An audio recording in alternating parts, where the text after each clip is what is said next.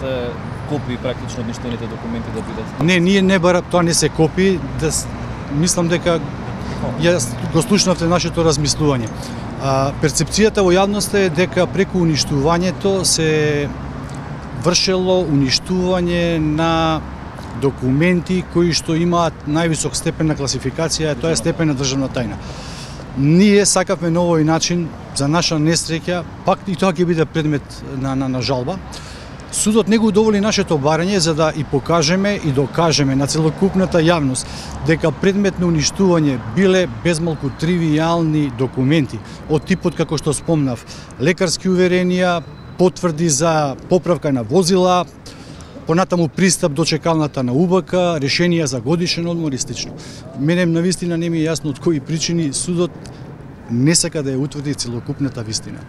Ако судот смета, бидејќи такво и решението оди во тој контекст, дека е сосема доволно она што до сега е доставено од страна на јавното обвинителство, ние не сметаме, бидејќи на тој начин се обструира вистината и се обструира одбраната на обвинетите, која што е неприкосновена согласно Законот за кривична постапка, во делот на обезбедувањето на се она што оди во прилог на обвинетиот. Тоа не го негира фактот дека се уништени документи.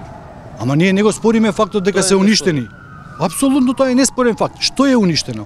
И повикувањето на Законот за архивски материјал парцијално од страна на обвинителот дека на тој начин се повредени одредени бланкети, ние не го прифаќаме затоа што има други бланкети кои што зборуваат сосема нешто друго. Ама денешната главна расправа не беше главна расправа на завршен збор, туку беше главна расправа во која се изведува во доказна постапка предложените докази од двете страни. Тоа ќе го кажеме во завршни зборови. Да дополнам јас.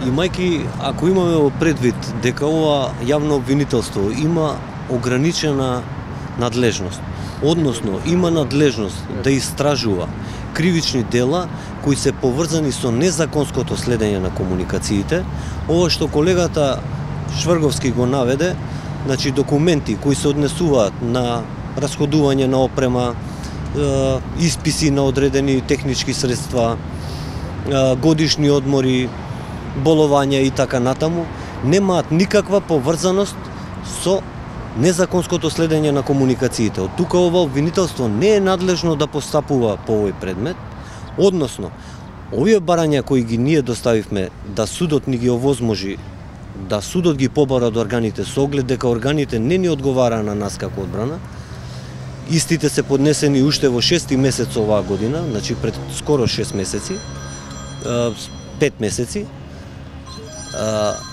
не ни бе удоволени, а тие ќе кажеа, тие документи ќе укажеа на тоа дека таквите документи не се уништени, туку тие постојат во другите оддели. И се обновливи.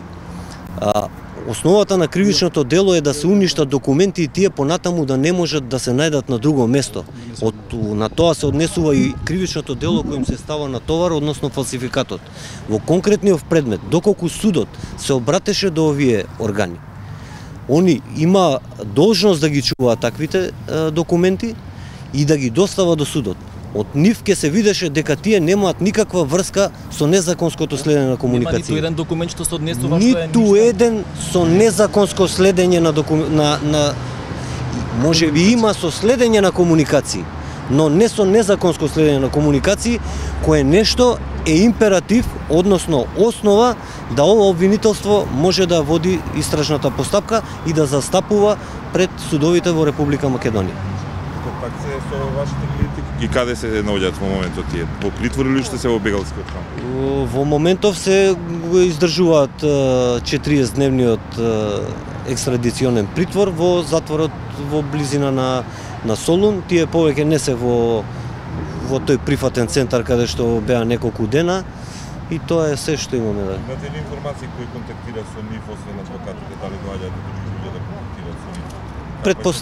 Предпоставувам дека членовите на нивното семејство контактира и други, освен адвокатите, не верувам дека некој друг контактира.